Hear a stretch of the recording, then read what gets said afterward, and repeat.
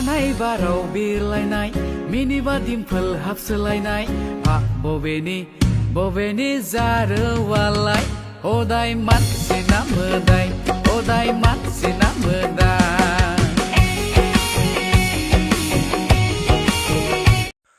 हे लोगोफोर दिनैनिबो गोदान मोनसे सर्ट आपडेट भिडिअआवहाय गिबियावनो नोंथांमोनखौ गासैखौ बरायनो थालायबाय। स' लोगोफोर दिनै आं बे भिडिअनि गेजेरजों नोंथांमोननि सिगाङाव गोदानै फैनो गोनां मिउजिक भिडिअनि सायाव मोनसे आपडेट लानानै फैलायबाय। स' नोंथांमोना बे आपडेटखौ मिथिनो थाखाय भिडिअखौ जागायनायनिफ्राय जोबजासिम नायलांदो। स' लोगोफोर मेथाइ रोजाबगिरि थाजिम नार्जारिनि गोदान मोनसे मिउजिक भिडिअ फैनो थांबावगासिनो दङ दे लोगोफोर, आरो बे मिउजिक भिडिअनि मुङानो जागोन गांजेमा। स' बिथाङा बे फैनो गोनां मिउजिक भिडिअनि ससे मेथाइखौबो गावनि फेसबुक पस्ट आरो इन्स्टाग्रामनि पस्टनि गेजेरजों ससे खननानै खिन्थादों, आरो बिथाङा बे पस्टआव लिरनाय बादिब्ला डिम्पोल गोनां एक्ट्रेस नागिरदों होननानै बुंदों। स' सोरबाफोर इन्टारेस्टेडब्ला काइन्डलि प्लिज इनबक्स मी होननानैबो बुंदों। दा नोंथांमोना सोरबाफोर जुदि डिम्पोल गोनां दङब्ला बिथांखौ बे फैनो गोनां मिउजिक भिडिअनि एक्ट्रेस जानो थाखाय बिथांखौ इनबक्सनि गेजेरजों कन्टेक्ट खालामनो हागोन। आरो बे मिउजिक भिडिअआ बबे प्रडाक्शननि गेजेरजों फैगोन आरो सोर सोरनि फाव खालामनायखौ नुनो मोनमारगोन बेफोरखौ जुदि उनाव मिथिनो मोनोब्ला नोंथांमोननि गेजेराव गुबुन मोनसे भिडिअनि गेजेरजों फोरमायनो नाजाबावगोन। स' दिनैनि सर्ट आपडेट भिडिअआ बेखिनियानोमोन लोगोफोर। स' नोंथांमोना सोरबाफोर जुदि डिम्पोल गोनां दङब्ला बिथांखौ एक्ट्रेस जानो थाखाय कन्टेक्ट खालामनो हागोन। स' नोंथांमोना भिडिअखौ जुदि नायनानै मोजां मोनबायब्ला लाइक खालामदो, आरो सोरबाफोर जुदि चेनेलाव दिनैसो गोदानै नायदोंब्ला बेफोरबायदिनो माखासे बर'नि फैनो गोनां मिउजिक भिडिअ आरो बर' सावथुनफोरनि बागै आपडेटफोरखौ मोननो थाखाय चेनेलखौ साबस्क्राइब खालामनानै खाथिनि बेल आइकनखौबो अल प्रेस खालामना लायोब्लानो जाबाय।